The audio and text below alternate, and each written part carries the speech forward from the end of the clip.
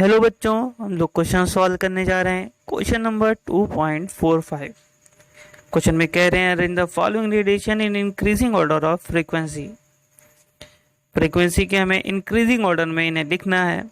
और कौन कौन हमें दिए हुए हैं? पहला दिया रेडिएशन फ्रॉम माइक्रोवेव ओवन, यानी जो रेडिएशन माइक्रोवेव ओवन से निकलती है। और दूसरा दिया है अम्बर लाइट फ्रॉम ट्रैफिक सिग्नल, जो प्रॉक्सी येलो कलर की ट्रैफिक सिग्नल लाइट होती है। फिर एफएम रेडियो, कॉस्मिक रेज और एक्स रेज।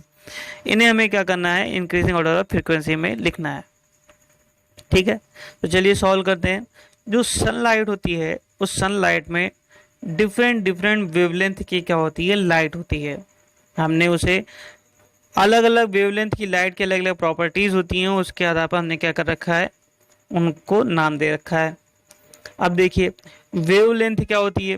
तो पहले हम लोग बात कर लेते हैं कि अगर वेवलेंथ, अगर हम वेव बनाए इस तरीके से कुछ, तो देखिए किन्हीं दो क्रेस्ट, यानी जो उठान है हमारे, उनको हम लोग क्रेस्ट बोलते हैं। इन दो क्रेस्ट के बीच का डिस्टेंस क्या कहलाता है? लैम्डा। या दो ट्रफ जो नीचे हैं हमारे, इन दो के बीच का क्या कहलाता है? डिस्टेंस क्या कहलाता है? लैम्डा कहलाता है, नहीं वेवलेंथ।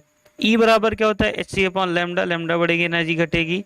या ई बराबर हमारा एच न्यू भी होता है, और न्यू बराबर सी अपॉन लैम्डा भी होता है। न्यू क्या होती है? हमारी फ्रीक्वेंसी, और लैम्डा होती है हमारी वेवलेंथ।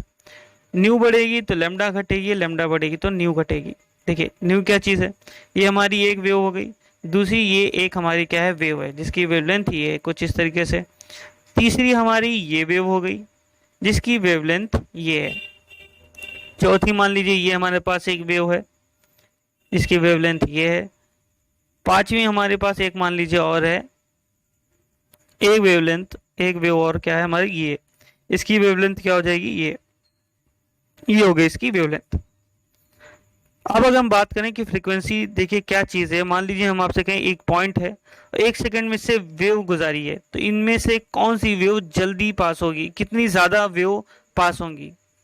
ये वाली ज़्यादा वेव पास होंगी, इसमें से ज़्यादा वेवलेंथ पास होंगी। छोटी है, जल्दी जल्दी क्या हो जाएगी?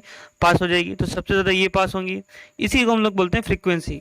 यानी किसी पॉइंट से एक सेकेंड में जितनी वेव पास हो जाती है उसे हम लोग क्या कहते हैं? फ्रीक्वेंसी कहते हैं। न्यू से हम लोग रिप्रेजेंट करते हैं। तो इसकी फ्रीक्वेंसी क्या होगी? ज़्यादा। इसकी लैम्डा छोटी है, फ्रीक्वेंसी क्या होगी? ज़्यादा। और फ्रीक्वेंसी जिसकी कम होगी उसकी वेवलेंथ क्या होगी? ज़्यादा होगी। न्यू और क्योंकि लैम्डा क्या है? एक दूसरे के यहाँ पर दिख रहा है हमें, रेसिप्रोकल है। ठीक है, चलिए अब हम बात करें लाइट में कौन कौन सी वेवलेंथ की लाइट होती है।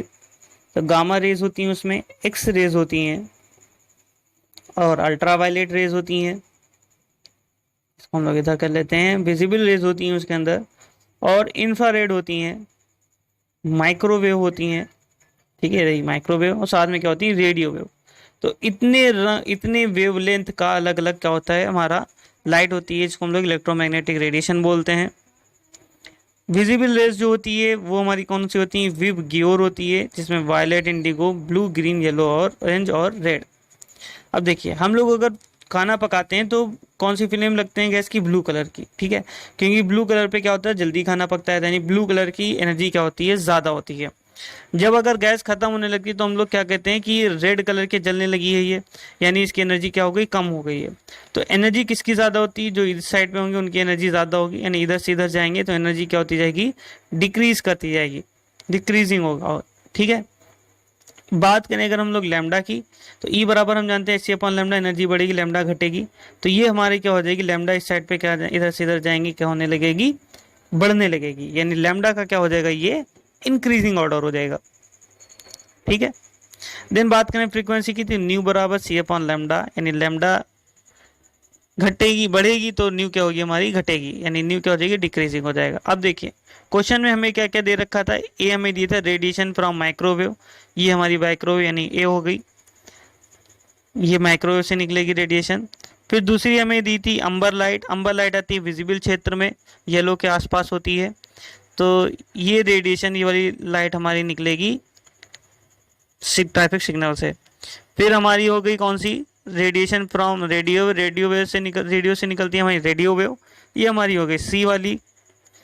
फिर कॉस्मिक रेस, देखिए कॉस्मिक रेस क्या होती हैं, दरअसल ये इलेक्ट्रॉन प्रोटॉन ही होते हैं जो कि फास्ट मूव कर रहे होते हैं।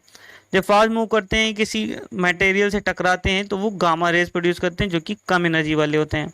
यानी कॉस्मिक रेस की एनर्जी क्या होगी, गामा से भी ज़्यादा होगी। यानी कॉस्मिक रेस इससे भी पहले आएंगी, यहाँ पे हो जाएंगी कॉस्मिक रेस हमारी, ये हमारी इनकी एनर्जी क्या है, इससे गामा से भी क्या होगी, ज़्यादा होगी। ये हमारी होगी डी वाली। अब देखिए हमारी एक्स रेस किस क्षेत्र में आएंगी, ये हमारी होगी एक्स रेस, तो ये हो गया हमारा ई। और फिर हमारा बचा है एक अच्छा ये हो गया हमारी एक्स रे। इन्हें क्रम से लगा लेते हैं। सबसे ज़्यादा एनर्जी हो जाएगी कॉस्मिक रेज की इस साइड पे, फिर उसके बाद उससे कम होगी एक्सरे की, उससे कम हमारी विजिबल क्षेत्र में जो आएगा येलो के आसपास अम्बर लाइट वाला, वो उसकी हो जाएगी। उससे कम होगी हमारी माइक्रोवेव की एनर्जी, और फिर सबसे कम हो जाएगी रेडियो वेव की एनर्जी जो कि रेडियो से निकलती है। तो ये हो जाएगी मेरी एनर्जी का ऑर्डर, सबसे ज़्यादा कॉस्मिक की, फिर एक्सरे की, फिर उससे कम हमारी अम्बर लाइट की, और सबसे कम हमारी किसकी हो जाएगी, रेडियो वेव की।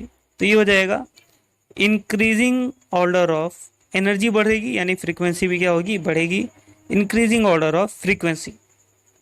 आई होप आपको सॉल्यूशन समझ में आया। वीडियो को लाइक कर दीजिए, चैनल को सब्सक्राइब कर दीजिए। बहुत बहुत धन्यवाद।